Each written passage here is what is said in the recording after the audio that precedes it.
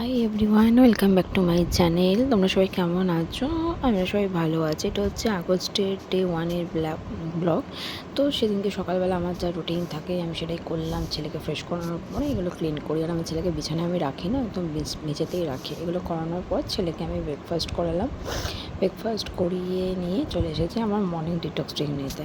তো ছেলে একদমই কোল থেকে নামছে না, যেহেতু জ্বরটা শরীরটা ভালো নেই ছিল না, তাই জন্য কোলেই ছিল সেভাবে। আমি এই জন্য মোবাইলটাকে স্ট্যান্ডে রেখে আর ভিডিও করতে পারিনি, ওকে কোলে নিয়েই আমি ছোটো মুহূর্তটা শেয়ার করছিলাম। ও আমার কাপের দিকে তাকিয়ে আছে।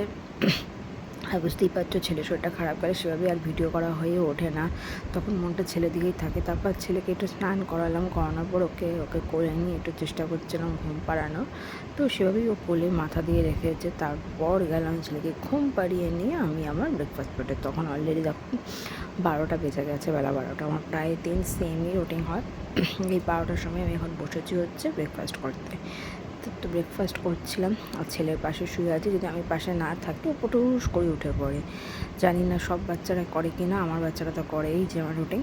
দিন উনি ঘুম থেকে উঠলেন, ওনাকে লাঞ্চ করাচ্ছিলাম আর তারপর উনি হয়েছে আর এইভাবে খেলে যাচ্ছে। আমি লাঞ্চ করাচ্ছি আর উনি এভাবে ওয়াকারটার মধ্যে নিয়ে, উনি ওয়াকারে বসবেন না, ওয়াকারটাকে নিয়ে খেলে যাচ্ছে।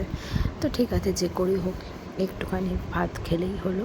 এভাবেই আমি আমার সময়টা কাটাচ্ছিলাম। আর তারপর আমি আমার লাঞ্চ করেছিলাম, সেটা আর কিছু তোলা হয়নি। তারপর ওর বাবা আসার পর আমি একটু চা নিয়ে বসেছিলাম। তারপর ছেলেকে এত ডিনার করানোর পর আমার সেদিনকে ডিনারটা ছিল এগ আমলেট। এইভাবেই আমার দিনটা কেটেছে। দেখা হচ্ছে নেক্সট ভিডিওতে।